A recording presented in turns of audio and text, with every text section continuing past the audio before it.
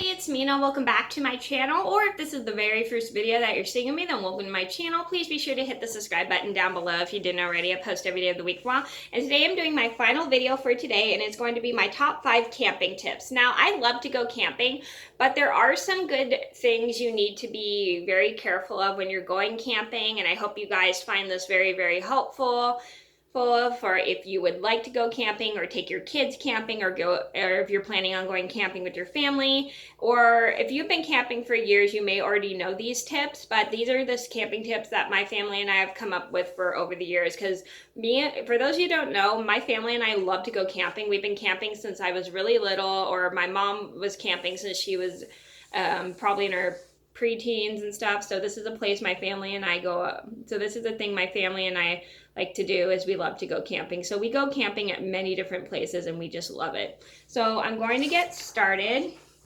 All right, and if you guys have any camping tips that I missed, let me know down in the comments below. I'm going to get started. So number 1 on my list would have to be, don't let your kids go swimming when you're not around. So this is a rule my mom had when I was a kid, is like, if we wanted to go swimming, we had to make sure she was always around, because she didn't want other people watching us, because she wanted other people to relax. So if you have kids, set a rule with them not to go swimming when you're not around. So that was like a rule my mom had, was don't go in the water and stuff, because she just didn't want other people watching us, because she wanted those other people to relax. Which is a good thing, because it's not other people's responsibility to watch your kids when you go camping with the lake. It's your responsibility to watch your own kids when you're camping at a lake. Number 2 on my list would have to be, don't leave food out at night. So this is what attracts bears, raccoons, and possums. If you guys have had that issue, it's because you've left food out all night. And it also isn't good to leave food out for several hours, because it can go bad and you can get sick from it. It is never good to leave food out in an open place like a campsite, because it could attract other animals. Number 3 on my list would have to be, keep your dogs close to you at night. So my family and I, we'd all let our dogs sleep in our tents. We didn't like the dogs sleeping outside, because we were worried about them running away and stuff, and we just didn't want them to get hurt, and we just didn't want any animals attacking to them. So we'd always let our dogs, especially if they were big dogs, sleep in certain places. Like I think my mom would we had a truck at the time, so I think my mom would let the big dogs sleep in the back of the truck, because they were kind of too big for the tent. And then we would let Pearl or Gabby sleep in the tent with us, because they were small dogs. And it's kind of is hard to sleep with big dogs in a small tent, because they do take up quite a lot of room. But if you don't mind, that's totally okay.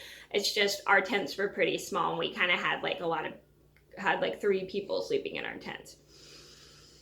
Number 4 on my list would have to be, watch your dogs. Now, this is something that some people are kind of most people are really responsible about this. Some people can be kind of careless about this.